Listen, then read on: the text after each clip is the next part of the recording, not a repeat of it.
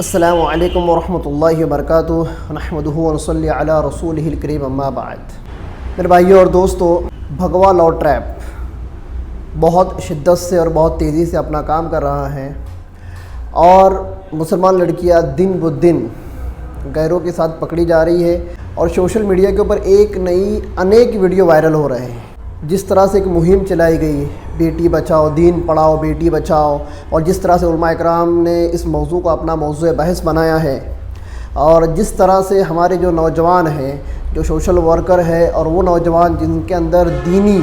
حمیت ہے، وہ نوجوان بھی بہت محنت کر رہے ہیں کہ ہماری لڑکیاں غیروں کے ساتھ نہ جائے، اور دھرم پریورتن نہ ہو، مرتد نہ ہو۔ ہر کوئی فکر کر رہا ہے، تبلیغ والے بھی فکر کر رہے ہیں، تبلیغ والوں نے اپنی محنت کو ڈبل کر دیا،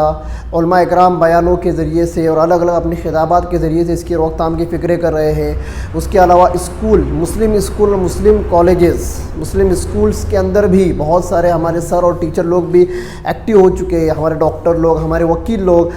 مسلم سماج کے ہر شعبے کے لوگ اس مدعے کے اوپر اپنا فوکس کر رہے ہیں، اور اپنے اپنی صلاحیت کے اعتبار سے بھگوا لاؤ ٹریپ سے مسلم لڑکیوں کو بچانے کی فکر کر رہے ہیں۔ آج کی ویڈیو میں میں کچھ پوائنٹس بتانے والا ہوں کہ بھگوا لاؤ ٹریپ جو چل رہا ہے، یہ سازش کیا ہے، مسلم لڑکیوں کو کس طرح سے پھنسایا جاتا ہے، اور ہماری مسلم لڑکیاں غیروں کا شکار کیوں ہو رہی ہے، اور غیروں کے شکار کے ساتھ ساتھ ہماری مسلم لڑکیاں ارتداد کا شکار کیوں ہو رہی ہے۔ کچھ پوائنٹس ہیں ہمارے معاشرے میں، ہمارے سماج کے اندر بہت ساری ایسی باتیں ہیں جن پر فوکس کرنا چاہیے، اور جس کے سدباب کی فکر کرنا چاہیے، وہ ہم سے نہیں ہو رہی ہے۔ دیکھو، اس میں کہیں نہ کہیں رول سماج کا بھی ہے، سماج کے ساتھ ساتھ ماں باپ کا بھی ہے۔ اب سوشل میڈیا کے اوپر کچھ دنوں سے ہم پوسٹر دیکھ رہے تھے کہ بینر لگا دیا گیا ہے، بس ذمہ دار کون، اور پوری ذمہ داری کا ٹھیکرا ماں باپ کے سر کے اوپر لا کر تھوپ دیا گیا ہے۔ ٹھیک ہے، ماں باپ کی غلطی ہے، 70% میں کہوں گا کہ اس میں ماں باپ کی غلطی ہے، کہ کیونکہ ایک باپ اور ایک ماں ہی اپنی اولاد کا نگراں ہوتا ہے، اور باپ اور ماں کی نگرانی کے اندر اور سرپرستی کے اندر یہ اولاد کیا ہوتی ہے، پروان چڑھتی ہے۔ ٹھیک ہے، 70% میں مانوں گا، پر 30% اس کے اندر سماج کی غلطی ہے۔ آج میں اس ویڈیو کے اندر کچھ پوائنٹس بتانے جا رہا ہوں، اس امید کے ساتھ کہ ہمارے ان پوائنٹس کو سمجھا جائے، اس پر گہری نظر ڈالی جائے، اور ہمارے جو سوشل ورکر ہے، جو واٹس ایپ گروپ میں یا فیس بک گروپ کے اندر کام کر رہے ہیں، زمینی سطح کے اوپر بھی کام کرتے ہیں، سوشل میڈیا کے اوپر بھی کام کرتے ہیں، اور خاص طور کر میں جس علاقے میں رہتا ہوں، میں ہمارے علاقے والوں کو خاص طور پر متوجہ کرنا چاہوں گا، جیسے کہ دین بیداری گروپ بنائے گئے ہیں سوشل میڈیا کے اوپر، واٹس ایپ کے اوپر، اس کے اندر بہت ساری چیزیں آ رہی ہیں، میں ہر ایک کے اوپر میں انشاءاللہ بھی فوکس کرتا ہوں۔ تو دین بیداری گروپ چلانے والے سوشل ورکر، علماء اکرام جو سوشلسٹ ہے، جو سوشل میڈیا کے اوپر ایکٹیو ہے، اور اس کے علاوہ وہ علماء اکرام جو کسی نہ کسی تنظیم سے جڑے ہوئے، چاہے وہ جمعیت علماء ہند سے ہو، یا تبلیغی جماعت سے ہو، یا دیگر کسی تنظیم یا شعبے سے جڑے ہوئے ہوں، تو ان لوگوں کو کیا کرنا چاہیے، ان ساری باتوں کے اوپر ہم آج بات کرنے کی اور مذاکرہ کرنے کی کوشش کریں گے۔ سب سے پہلے تو میں آپ کو بتا دوں کہ ذمہ داری کی جب بات آتی ہے تو اس کا ذمہ دار کون ہے؟ سب سے پہلا سوال یہ ہے کہ لڑکیاں بھاگ کر جائیں، اس کا ذمہ دار کون ہے؟ اب جب سوشل میڈیا کے اوپر کوئی واقعہ آتا ہے، کوئی ویڈیو آتا ہے کہ فلاں جگہ پکڑا گیا، لڑکی تھی، غیر کے ساتھ تھی، اور اکثر ہم دیکھ رہے ہیں کہ اکثر لڑکیاں لاج کے نیچے پکڑی جا رہی ہے، یا تو لاج کے اندر پکڑی جا رہی ہے، ہوٹل روم کے اندر، یا ہوٹل روم کے نیچے پکڑی جا رہی ہے، یا پھر ہوٹلوں میں کھانا وغیرہ کھاتے وقت، چائے کافی پیتے وقت پکڑی جا رہی ہے، اور کچھ ویڈیوز ایسے آ رہے ہیں کہ میں راستے میں جا رہی تھی، شک ہوا، پکڑ لیا۔ ٹھیک ہے، اب جب ان مدعوں کو سوشل میڈیا گروپ میں جب لایا جاتا ہے تو بہت سارے لوگوں کا بولنا یہ آتا ہے، بھائی کسی کی عیب کو ظاہر کرنا یہ گناہ ہے۔ میں ایک بات بتانا چاہتا ہوں، جو اس ٹائپ کے لوگ ہیں نا، کہ برائی کو ہوتے دیکھتے ہیں اور اس کو روکتے نہیں ہیں، اور برائی کو روکنا، برائی کا چرچا کرنا، اس کے روک تھام کی فکر کرنے کو وہ یہ سمجھتے ہیں کہ ہم کسی کا عیب ظاہر کر رہے ہیں، یہ سب سے بڑی غلطی پر ہے۔ اور اس ٹائپ کے لوگ ہمارے سماج میں 80% ہے، مسلم سماج میں اس ٹائپ کے لوگ کتنے فیصد ہے؟ 80% ہے، کہ جب ان کے سامنے یہ ساری چیزیں لائی جاتی ہے کہ بھائی فلاں لڑکی پکڑی گئی غیر کے ساتھ، ہوٹل میں پکڑی گئی، ادھر پکڑی گئی، کچھ ویڈیو جب ڈالے جاتے ہیں تو وہ وہاں پر ویرودھ کرتے ہیں کہ تم کسی کا عیب ظاہر کر رہے ہو۔ میں ان کو بتا دوں،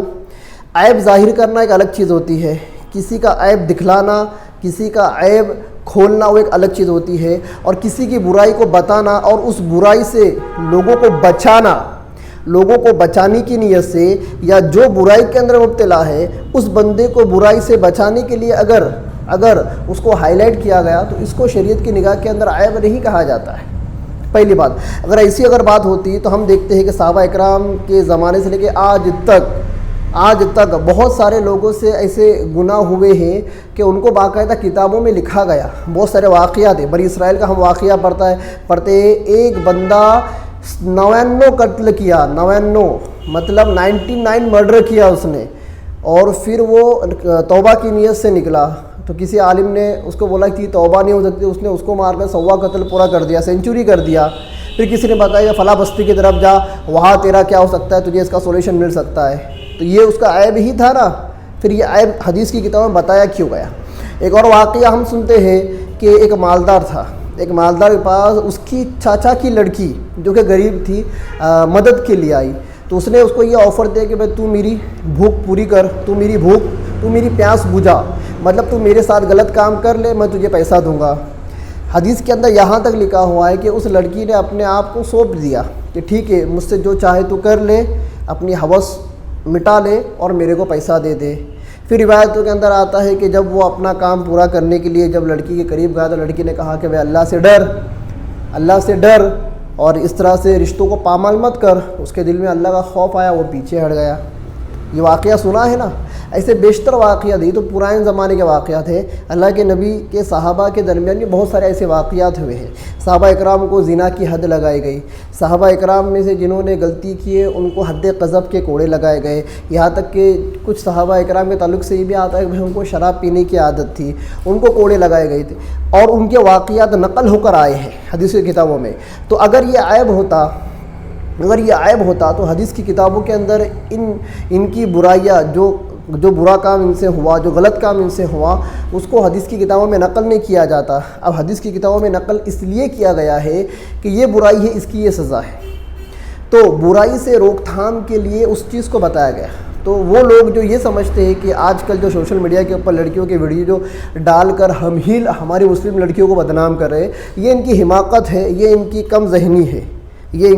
ذہنی ہے۔ میں ان سے کہوں گا اپنی عقل کو تھوڑا وسیع کرے اور سوچے کہ اب تک تو پتہ نہیں چل رہا تھا کہ کتنی لڑکیاں غیروں کے ساتھ جا رہی ہے، ہوٹلوں میں جا رہی ہے یا شادیاں کر رہی ہے، بلا جو بھی کر رہی ہے، اب تک تو پتہ نہیں تھا،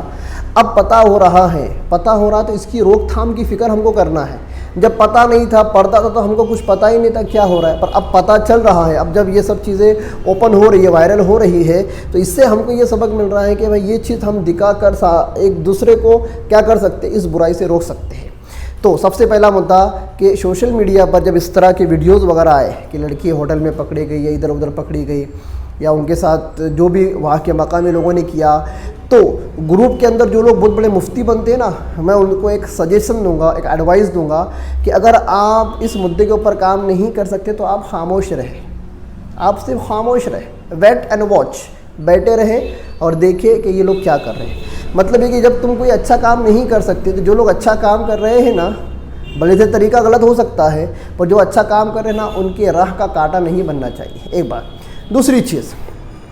سماج کا اکثر طبقہ اس معاملے سے ابھی بھی بے خبر ہے، بہت ساری لڑکیاں اور بہت ساری خواتین اس سے ابھی بے فکر ہے۔ ہو یہ رہا ہے کہ ہمارے مردوں کے گروپ کے اندر، لڑکوں کے گروپ کے اندر یہ ساری باتیں چل رہی ہے، بغوا لوٹرا وغیرہ، مگر لیڈیز ہمارے گروپ میں نہیں ہوتی ہے، اور جو لیڈیز کے گروپس ہوتے ہیں اس کے اندر ہمارے مرد حضرات نہیں ہوتے، تو لیڈیز کے گروپ میں کیا چلتا ہے، وہی کھانے پینے کی باتیں، وہی ہنسی مذاق کی باتیں چلتی رہتی ہے، اور ان کے جو بھی ان کے پرسنل جو چیزیں رہتی ہے، جس میں ان کو مطلب شوق ہے، انٹرسٹ ہے، وہ ساری باتیں چلتی رہتی ہے، یا پھر نئی کچھ گپ سپ چلتی رہتی ہے، ان کو پتہ ہی نہیں ادھر کیا ہو رہا ہے اور ہماری فکریں کیا ہے، تو ہماری فکریں ان کے اندر منتقل نہیں ہو رہی ہے۔ لیکن جتنا ہم نے اس کو مسجد کے پلیٹ فارم سے، مسجدوں کے ممبر سے ہم نے اس کو مطلب چلایا، کس طرح سے ہو رہا ہے، اپنی لڑکیوں کو سمجھاؤ، بتاؤ، دین سکھاؤ، غیروں کے ساتھ جانے کے اوپر ان کے اوپر نظر رکھو کہ غیر کیا ہے، ارتداد کیا ہے، مشرک کیا ہے، مومن کیا ہے، یہ ساری چیزیں ہم کو بتائے، تو معاشرے کے اندر ہم کو سدھار دیکھنے کو ملا۔ میں آپ کو ایک بات بتاؤں، میں خود میرے شہر کی بات کر رہا ہوں کہ کتنی ساری لڑکیاں ہم دیکھتے تھے پچھلے سال پیدل گروپ بنا کر کالجز میں جاتی تھی، لیکن اب میں دیکھ رہا ہوں 80% لوگوں نے